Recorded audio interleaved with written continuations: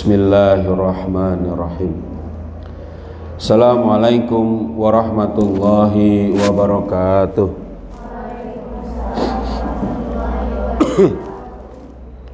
Alhamdulillah, nahmaduhu wa nasta'inuhu wa nastaghfiruh wa na'udzu billahi min shururi anfusina wa min sayyiati a'malina. May yahdihillahu fala mudilla lahu wa may yudlilhu fala hadiyalah.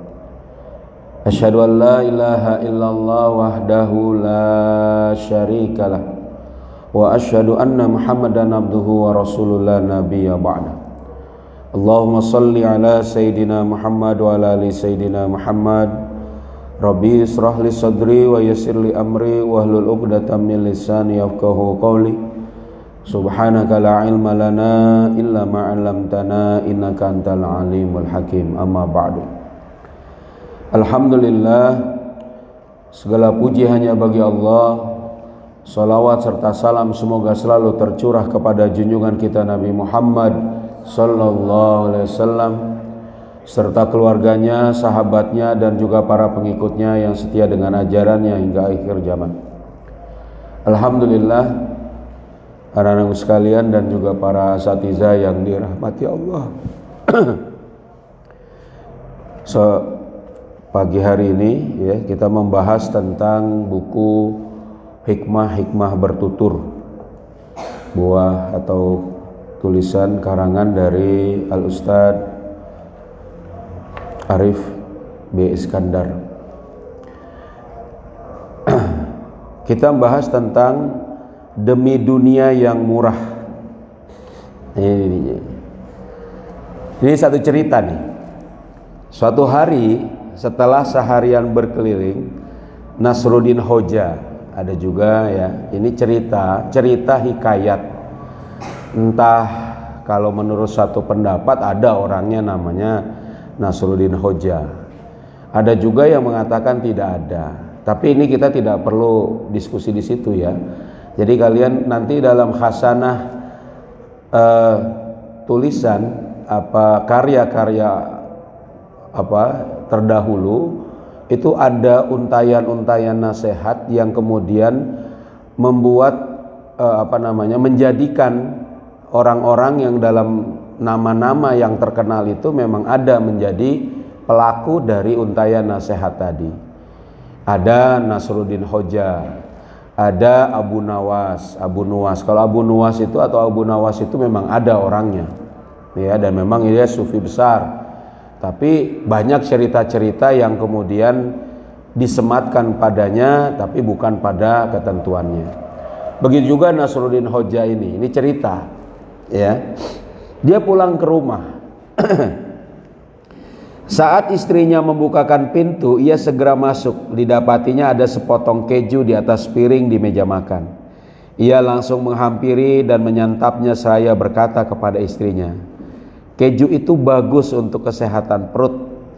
Istrinya tak berkomentar. Esoknya, setelah seharian pergi, Nasruddin kembali pulang ke rumah.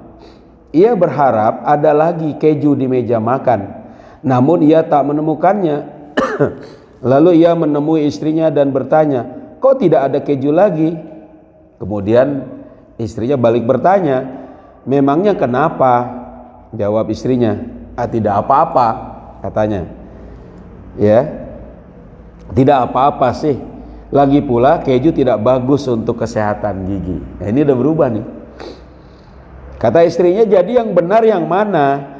Keju itu bagus untuk kesehatan perut atau tidak bagus untuk kesehatan gigi?"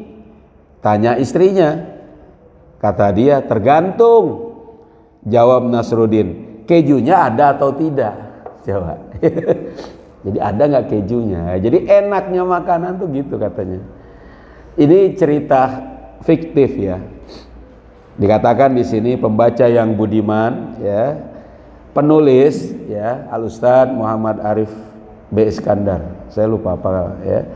Dikatakan di situ, tidak bermaksud membuat lelucon dengan mencatut cerita fiktif di atas. Jadi dikatakan memang ini ada cerita fiktif seperti tadi dikatakan ya. Penulis hanya ingin mengajak pembaca merenung betapa bersilat lidah saat ini sudah dianggap hal biasa, bukan sesuatu yang tabu, apalagi dianggap aib dan dosa. Nah, ngeyelan, ngelesan, ya, orang itu kalau sudah mau bersilat lidah, kalau kalian silat beneran itu nanti ya, bersilat lidah itu udah orang itu ngeyelan, ada aja alasannya, ada aja argumentasinya. Pokoknya dia ngeles, gitulah.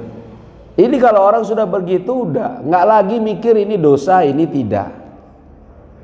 Nih kita lihatlah para elit politik kita nih, orang-orang yang terjun di politik. Kalian mungkin nggak begitu banyak melihat, tapi harusnya sudah mulai ya, terus membaca ya. Ada media umat, ada apa, nanti dibaca tuh. Koran juga boleh aja, tapi ya tadi mungkin kalian mendengar di situ.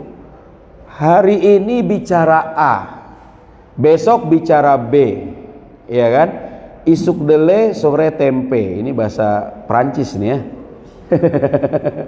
Ya kan? Pagi kedelai, sore tempe. Ya, bahasa Jawa di situ. Ya, demikian kata orang Jawa, tuh kan? Persis seperti kelakuan Nasruddin di atas. Tidak aneh jika kemudian ada yang hari ini menjelek-jelekan tokoh A, esoknya sedang memuji-muji yang bersangkutan. Hari ini berseberangan, esoknya sudah saling bergandengan tangan. Hari ini ngambek, esoknya sudah saling berpelukan. Coba tuh. Ini apa dia? Dia tidak dalam teguh pendirian, bersilat lidah, cari kepentingan dan sebagainya. Ini politisi kayak gini nih. Iya, kalau yang kemudian itu adalah dari yang buruk kepada yang baik, ya ini sama-sama buruk. Ya. Siapapun bisa menilai, semua itu bukan berangkat dari sebuah ketulusan. Jadi nggak tulus, nggak benar-benar dia ini ya tadi ya legowo atau tadi benar-benar tulus, tetapi semata-mata karena kepentingan. Jadi punya kepentingan dia. Ya emang tadi ya seperti kita bahas kemarin, manusia itu memang orang itu ya berpolitik, bersiasat. Dia punya kesempatan untuk dia berpolitik untuk kepentingan dia. Dia lakukan. Loh kalau gitu wajar dong, bukan? Standarnya apa? Nah, itu yang harus diperhatikan. Standarnya apa? Gitu. Ya. Jadi saya mana nih ya? Mereka hakikatnya sedang mempraktekkan adagium politik. Jadi mempraktekkan satu teori politik besar, teori rusak sebenarnya ini. Ya, apa itu? Teori politik sekuler yang kotor. Apa kata mereka? Tidak ada kawan atau musuh abadi, yang ada hanyalah kepentingan abadi tadi. Kejunya ada atau enggak? Nah, kalau kejunya ada, ya kan, baik untuk perut. Kalau tidak ada, itu tidak baik buat gigi. Gitu kata Nasruddin Hoja. Paham? Ada uangnya enggak? Ada manfaatnya enggak? Ada kepentingannya enggak? Ada keuntungannya enggak? Kalau dia berpikirnya kayak gini, politiknya kacau. Coba, nanti kita pelajari, dan kalian sudah pelajari itu kan, bagaimana politiknya itu harusnya dengan standar Islam. Mana yang hak, mana yang batil. Kalau dikatakan hari ini yang hak oleh Islam, sampai hari kiamat itu hak, ya. Kalau dikatakan ini batil, ini dosa, ya, sampai hari kiamat itu batil dan dosa. Nah, tapi tidak kepentingan. Dan dia pakai standar yang gimana, itu yang nggak beres. Ya. Ironisnya, hal ini juga dipraktikkan secara sempurna oleh para tokoh dan parpol Islam. Nah, ini dia. Demi kepentingan kekuasaan, apapun dilakukan. Ya. Tidak ada lagi rasa malu dan sungkan. Tidak ada lagi rasa bersalah dan takut dosa. Ya, urusan halal haram tidak lagi menjadi ukuran. Urusan syariah tidak lagi dipandang relevan. Urusan dakwah pun bisa dikompromikan. Masya Allah. Gimana nih? Nggak lagi ngelihat halal haram. Gitu. Pokoknya ada kepentingan, gimana? Hantam, ambil. Ini kacau. Ya. Wah, mantap nih. Nah, gitu. Jadi gitu dia. Demikianlah kalau manusia sudah diharu biru hawa nafsu, diperdaya harta, dan diperbudak syahwat kekuasaan. Semua itu berpangkal pada kecintaan manusia terhadap dunia. Gitu kan? Gitu. Jadi mereka itu sangat cinta dunia, enggak zuhud. Kalau dunia dicintai buat apa? Buat bekal akhirat. Tapi ada porsinya. Apa? Cukup di tangan. Kalau Allah katakan haram, ya haram. Kalau Allah katakan halal, ya halal. Gitu. Ini enggak. Gimana dia? Ya tadi, siapa yang punya kepentingan, selesai. Ya. Nah, saya mana? Semua itu berpangkal pada kecintaan manusia terhadap dunia.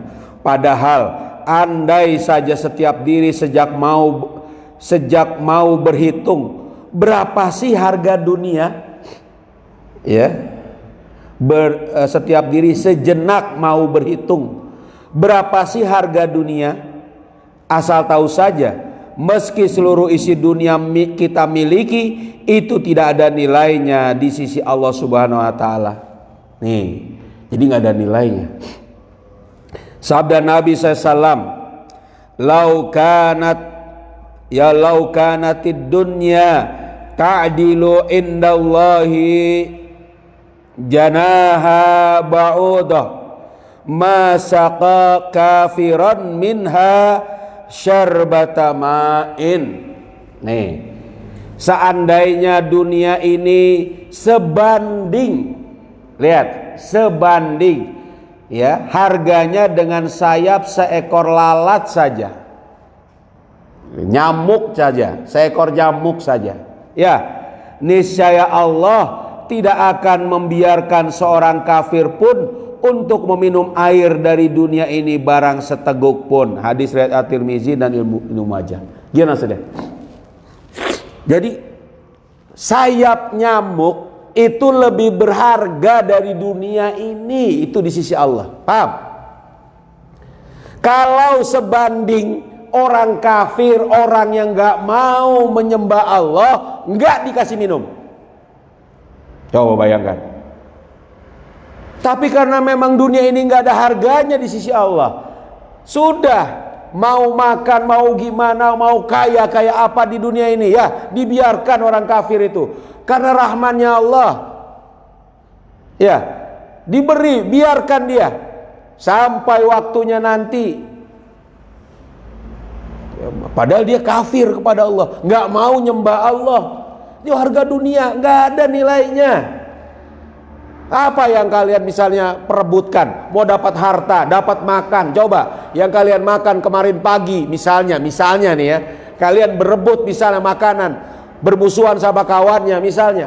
Hari ini udah jadi apa nih pagi ini lagi? Selesai, sudah dibuang. Iya.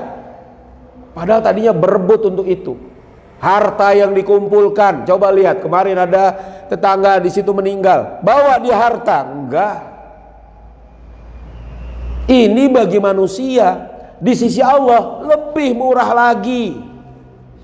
Tapi kok ya kenapa untuk dunia ini manusia mau melanggar syariat Allah? Nauzubillah, itu mau berdusta. Yang lebih parah, nggak dapat apa-apa. Ini juga bukan berarti itu tadi lebih baik. Parahannya lagi, nggak dapat apa-apa, pun dia berdusta, pun dia kemudian berkhianat, nauzubillah, padahal nggak dapat apa-apa. Ya, itu yang dikatakan tadi dalam ayatnya ya. Amilatun nasibah tasla naran hamiyah. Ya, dia berbuat sesusah payah, nipu sana, nipu sini, ya, curang sana, curang sini. Terus gimana? Masuk ke dalam neraka. Tasla naran hamiyah. Dimasukkan ke dalam neraka yang menyala-nyala. Nggak ada itu.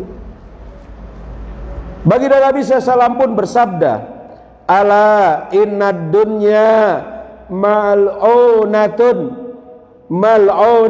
ma fiha illa zikrullah. Masya Allah nih.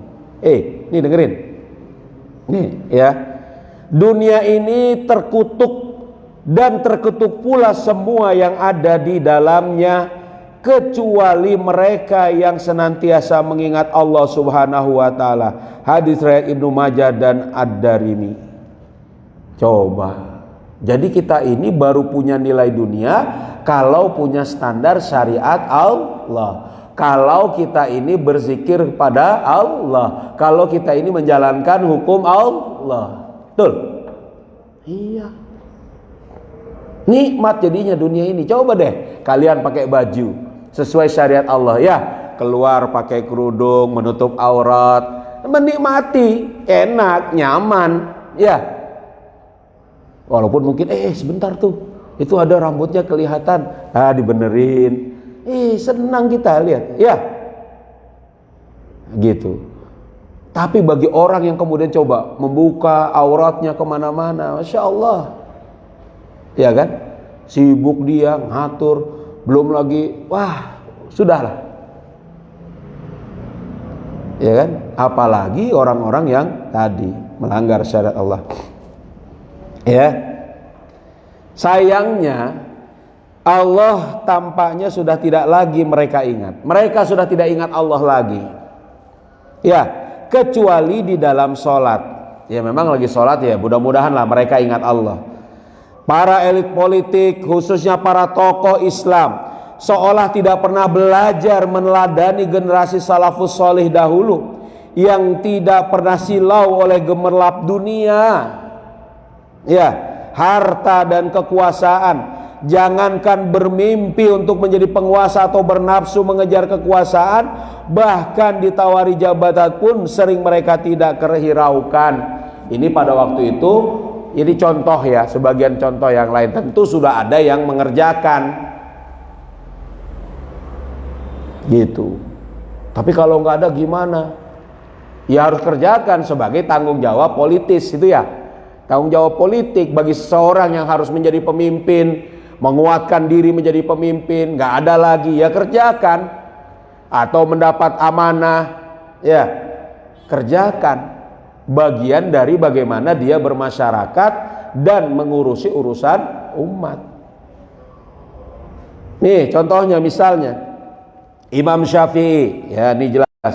Misalnya ketika ditawari satu jabatan ia menolaknya. Demikian pula Imam Ahmad saat beliau ditawari untuk menjadi hakim pada zaman Bani Umayyah yang terakhir, beliau pun enggan menerimanya.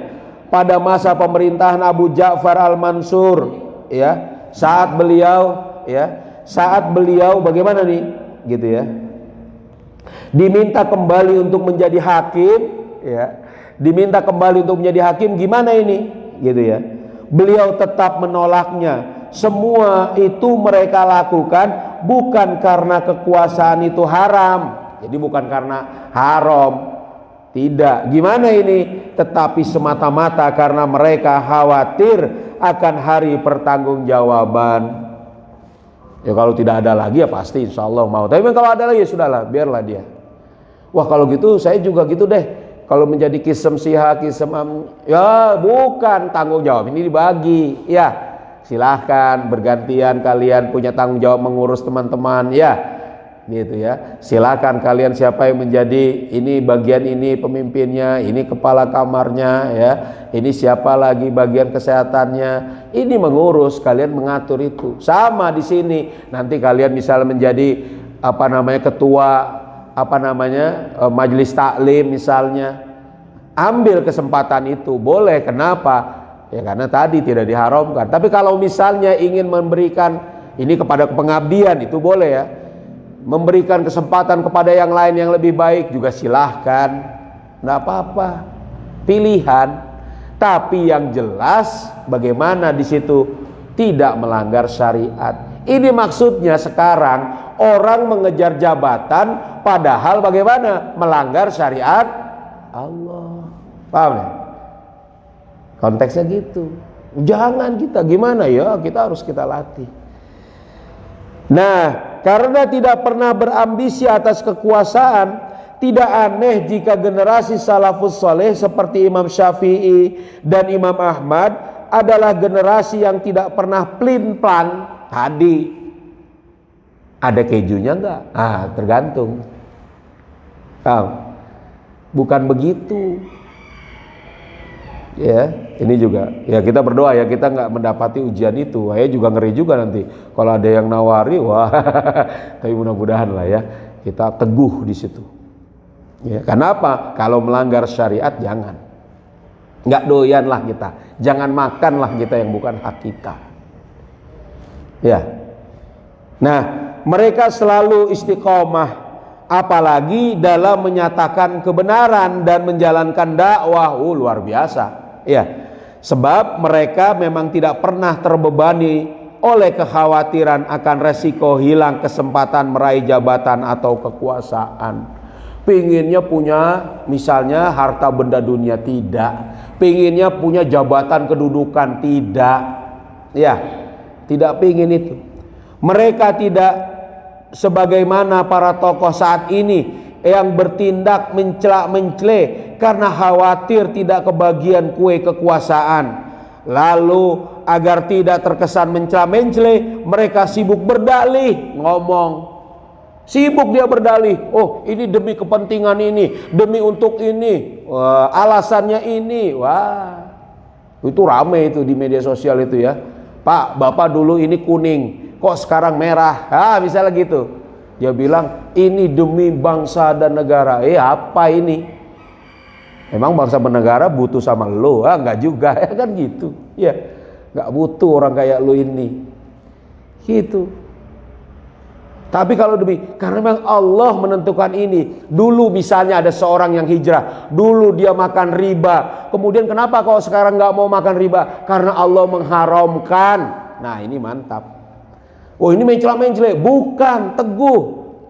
Ya kan? Bukan, berarti apa dia? Benar.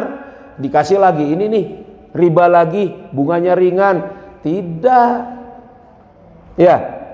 Enggak, saya sudah taubat. Dulu ya saya tidak tahu. Sekarang saya misalnya apa? Ingin taat kepada syariat Allah. Ini baru mantap. Paham? Ya. Jadi mereka sibuk berdalih dan bersilat lidah. Mereka tidak risih kalaupun harus menjilat ludah sendiri yang sudah tertumpah. Ironisnya, semua itu mereka lakukan hanya demi meraih dunia yang sangat murah. Yang kata Allah, dunia ini tidak sebanding dengan satu helai sayap nyamuk. Ya, coba. Murah. Makanya kalian bersabar. Allah gak akan menukar rezeki kita. Ya, gak akan tertukar rezeki kita. Sabar. Gara-gara berebut nasi goreng, marahan sama kawan, gak boleh. Ya, jangan. Ya, gara-gara berebut tadi. Iya, kalau keju lumayan juga ya, keju dibanding nasi goreng. Bukan itu ya. Jadi jangan gitu.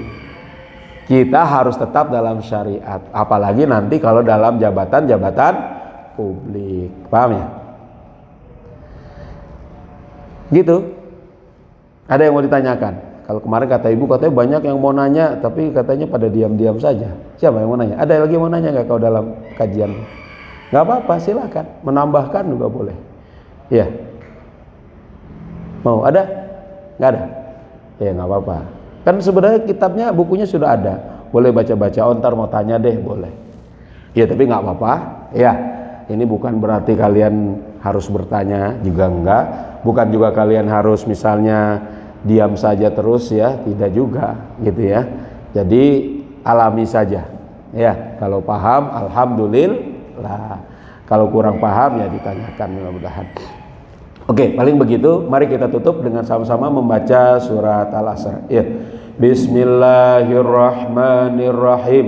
Wal asri innal insana lafi khusrin illal ladzina amanu wa amilus solihati wa tawasau bil haqqi wa tawasau bis sabr. Subhanakallahumma wa bihamdika asyhadu an la ilaha illa anta astaghfiruka wa atubu ilaik. Assalamualaikum warahmatullahi wabarakatuh.